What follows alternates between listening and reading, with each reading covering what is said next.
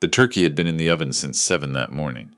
I remember that detail because I'd woken up early to brine it the night before, the way my wife used to do, soaking it in salt water and orange peel and a handful of bay leaves she kept in a mason jar above the stove. She passed 11 years ago. I'd kept doing it her way because it felt like keeping her in the room somehow. The kitchen smelled like her that morning. That was the last good thing about that day. It was Christmas Eve. My son and his wife had been living in my house for going on 3 years by then. The plan, when they first moved in, was 6 months, just enough time for them to pay down their credit cards and save for a down payment on something of their own.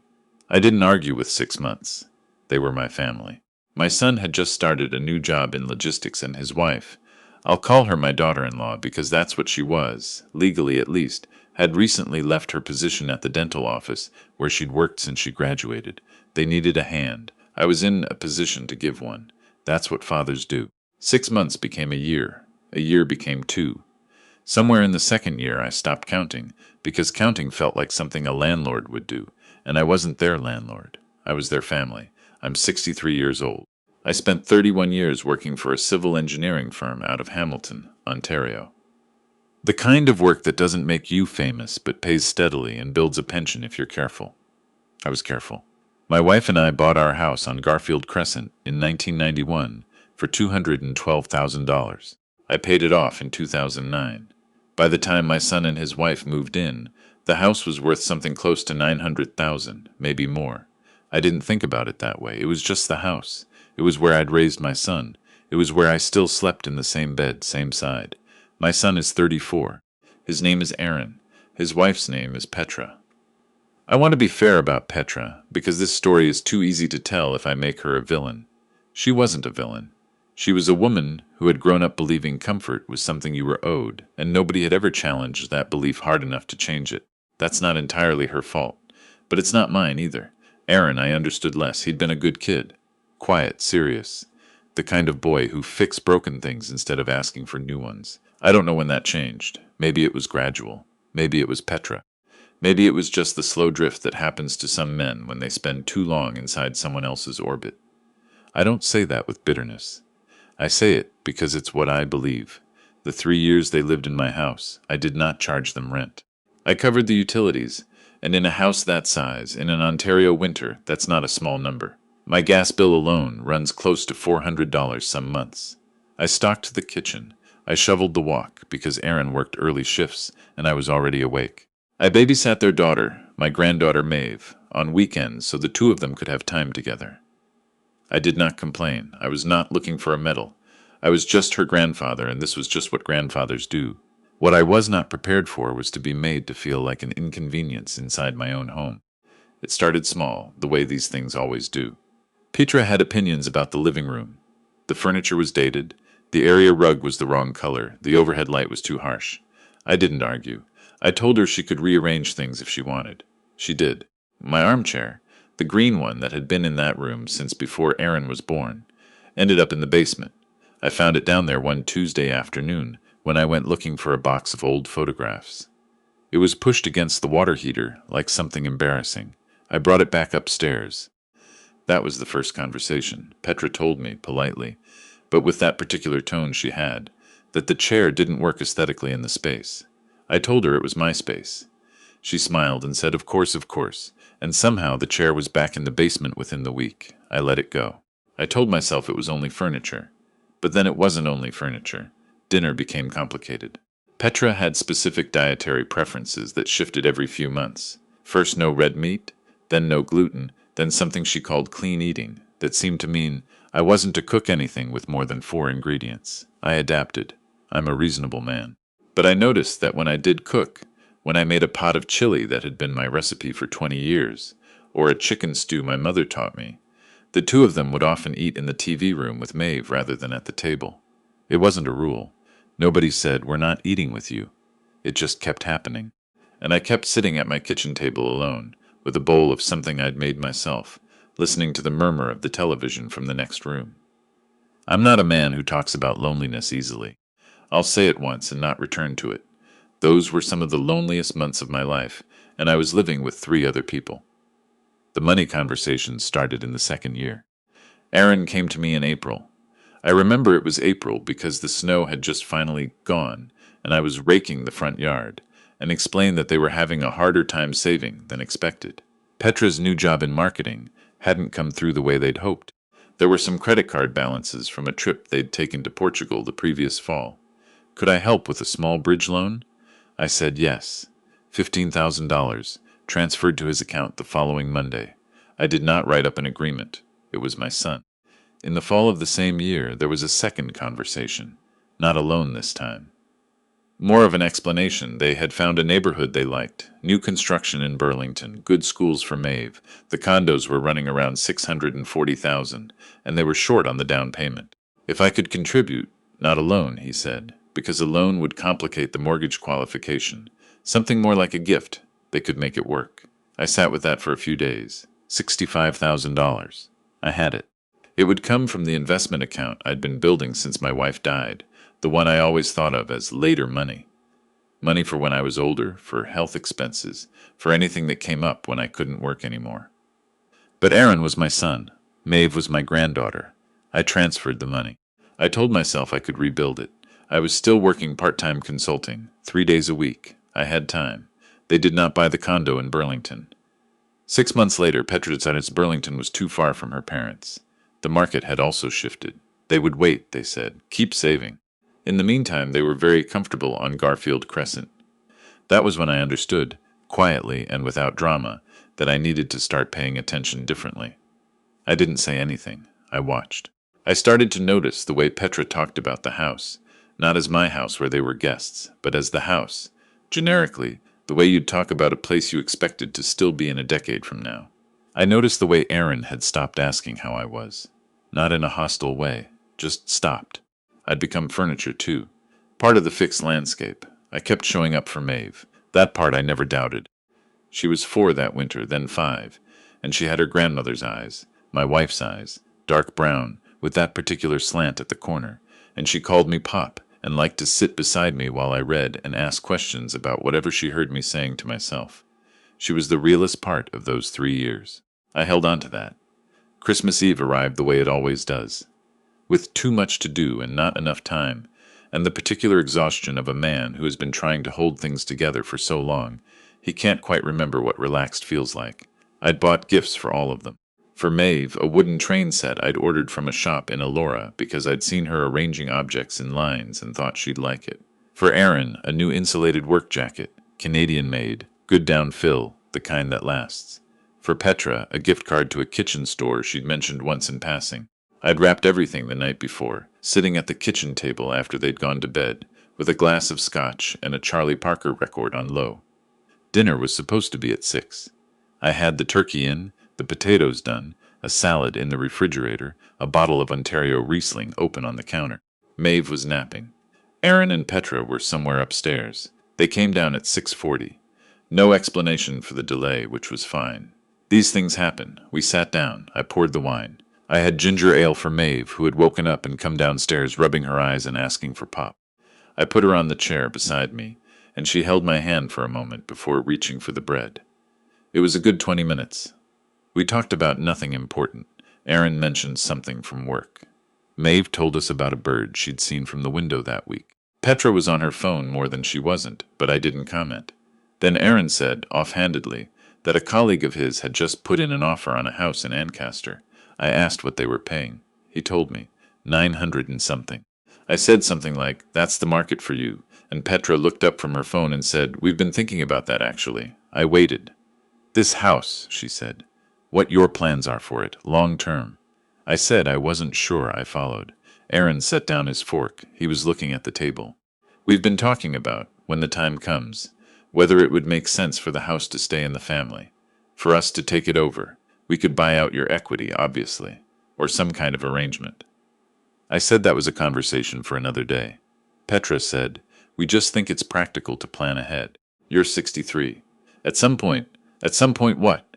I said. She smiled, that smile, and said, you won't want all this space forever. I didn't say anything. It was quiet for a moment. Maeve was eating her potatoes and making a small sound of contentment to herself the way she did. Then Petra said, and I want to be precise here because I have turned this sentence over in my mind 100 times since. She said, Honestly, the best Christmas gift you could give us would be some clarity on your timeline. I looked at her. For the house, she said, when you'd be ready to transition out. I have no memory of the rest of dinner. I remember the wine glass in my hand feeling very heavy. I remember Aaron not looking at me.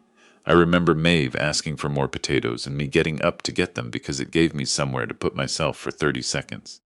After dinner, I cleared the table. They went to the living room, my living room, and I could hear the television.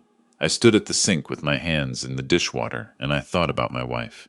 I thought about the Christmas we brought Aaron home for the first time, 1990, 3 days before the holiday, and how she'd wrapped him in a blanket on the couch and said, "Well, we made something good." I thought about the fact that I had been inside this house for 33 years, and that the person currently sitting on my sofa had just asked me, over turkey I had cooked, to give her a timeline for leaving. I did not go back to the living room that evening. I said I was tired. I wished them a good night. I went upstairs, and I sat on the edge of my bed in the dark, and I thought very clearly and very calmly for the first time in a long time. Not about revenge. I want to be honest about that. What I thought about was my own life. What was left of it, what I actually wanted. I am 63 years old. I am not old. My doctor tells me my blood work is good. My blood pressure is managed. I have the cardiovascular health of a man 10 years younger. I had been living for 3 years as though I were already in the final chapter of something. Already fading, already stepping back. And I had done it willingly, because I thought that was what love looked like. I had made myself smaller and smaller in my own home, and called it generosity. I think that was the night I stopped calling it generosity. I did not sleep well, but I slept enough. In the morning, Christmas morning, I helped Maeve open the train set and sat on the floor with her for an hour, arranging the tracks in different configurations, while Aaron and Petra drank coffee, and Petra scrolled through something on her tablet. Maeve was delighted. She kept calling me Pop and handing me pieces of track. That hour was a gift I gave myself, not them. In the new year, I made an appointment with my financial advisor in downtown Hamilton. Her name is not important. What is important is that she looked at my full picture, the pension, the remaining investment account, the house, and confirmed what I already suspected. I was not wealthy, but I was not without options. The house, if I sold it, would allow me to live comfortably for the rest of my life and leave something for Maeve without passing through Aaron and Petra at all. I also made an appointment with my lawyer, the one who had helped me with my wife's estate. I told him I wanted to update my will, and I wanted to understand my rights as the registered owner of my own home. He was thorough. He walked me through everything. He also confirmed, gently, that I could ask guests in my home to leave. That's what he called them, guests. I sat with all of this through January and February. I did not make any decisions quickly. I shoveled the walk. I minded Maeve when they asked. I said good morning to Petra when I passed her in the kitchen. I was not cold. I was not distant. I was simply present in a different way.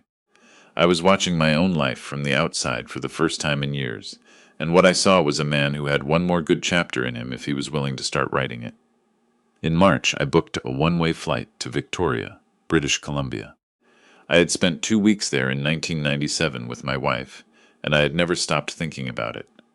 The light was different on the West Coast, softer in the mornings, the kind of light that makes you feel like you have more time than you do. I had a colleague from the firm who'd retired there in 2019, a man named, I'll call him my old friend, who'd been telling me for years to come out and see what I was missing. I emailed him. He called me back within the hour. I did not tell Aaron and Petra I was going. I began, instead, to put things in order. I spoke to a realtor I trusted. She'd sold 3 houses on our street in the past 2 years and came highly recommended. I asked her to give me a quiet valuation, nothing listed, just a number I could plan around. She walked through in an hour and sent me a written estimate 3 days later. 940,000 conservative, possibly over $1 million if I waited until spring. I decided not to wait until spring. I spent 3 weeks sorting through the house. Not frantically, carefully. I was not dramatic about it. I set aside my wife's things that I wanted to keep, the photographs and her mason jar of bay leaves and the green armchair, which I'd brought back up from the basement a second time, and I arranged to have them shipped ahead to a storage facility in Victoria. I donated furniture I didn't need. I organized files. I updated my will with my lawyer so that a specific amount, a meaningful amount, enough for her education and then some, was set aside in a trust for Maeve, administered by my old friend until she turned 25. Not a cent of it would pass through her parents. I also wrote a letter. Not a cruel letter. I am not a man who deals in cruelty. I wrote a factual letter. I told Aaron that I loved him, and that I always would. I told him the house would be listed for sale in 30 days, which was the legal notice I was required to give him as a resident, and that I hoped he would use that time well. I told him about the trust for Maeve. I told him I was going to Victoria, because I had earned the right to find out what I still wanted from my life, and I intended to find out before I ran out of time to act on the answer. I did not mention Christmas Eve. I did not mention Petra's timeline question. I did not need to. He would know. I left the letter on the kitchen table on a Tuesday morning in April, weighted down by the set of spare house keys. I had already loaded my car. A sensible amount, not everything, just what I needed to start, and my flight was at 2 in the afternoon from Pearson. I left before they came downstairs. I remember the highway was quiet that time of morning. The fields past Burlington still had some frost in the low patches, the kind that burns off by 9. The radio was playing something I didn't recognize, and I turned it off and drove in silence and felt, I want to be careful here because I don't want to overstate it. I felt like a door had opened somewhere in my chest that I had forgotten was there. Victoria in April is something I had not anticipated.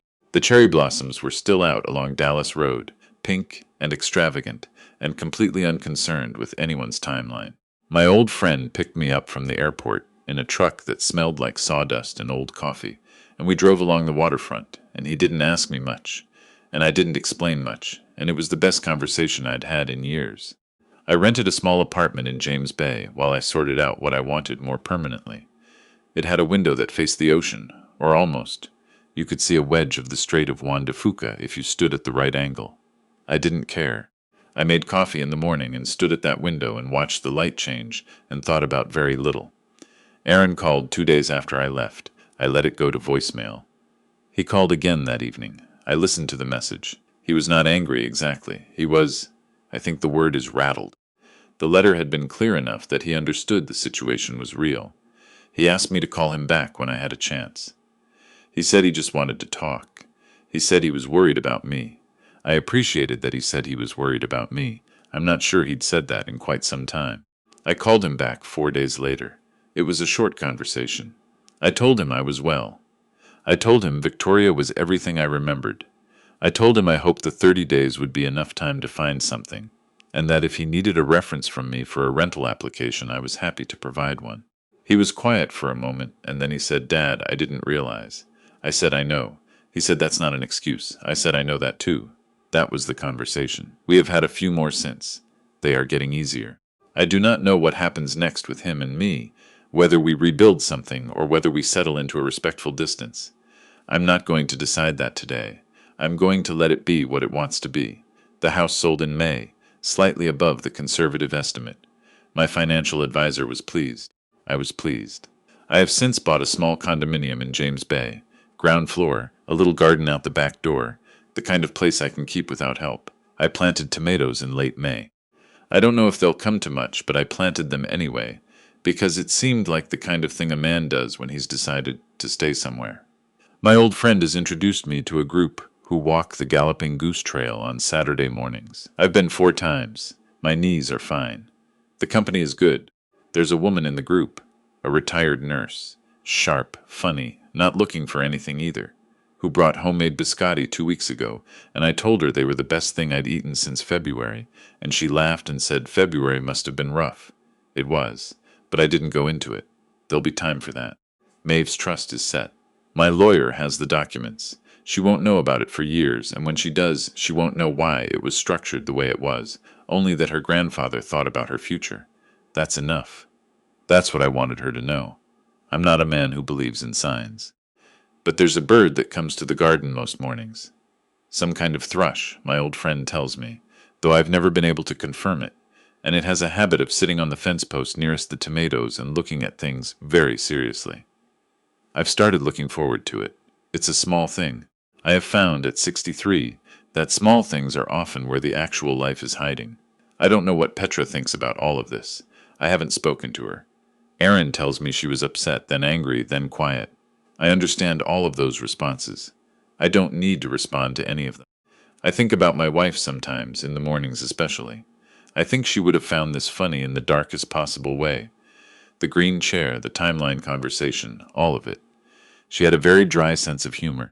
She would have had something precise and devastating to say about Petra's clarity on your timeline over Christmas turkey. I almost wish I could have heard it. But she also would have told me to go. She always knew before I did when staying somewhere had stopped being love and started being habit. She would have packed my bag herself. I planted the tomatoes, and I left my door on the latch, and I walked down to the water last Tuesday evening, just to see what the light was doing. And it was doing something extraordinary. Gold going into pink, going into a kind of blue, I don't have a word for. And I stood there for a while with my hands in my jacket pockets and thought, there it is. There's the thing you were waiting for. I didn't know what I was waiting for, exactly. But I knew, standing there, that I had arrived.